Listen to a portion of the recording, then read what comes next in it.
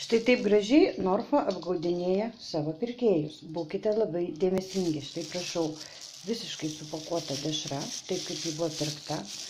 Kaina 2,49 svoris, 0,784 gramų.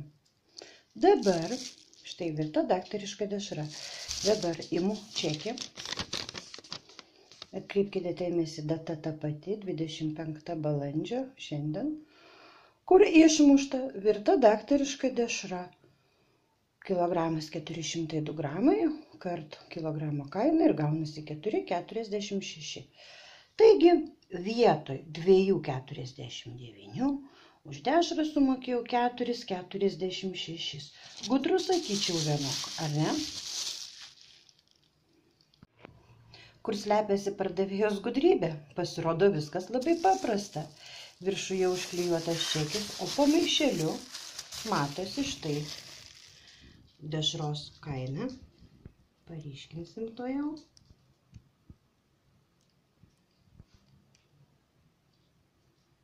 Ir svoris tie patys 1402 gramai.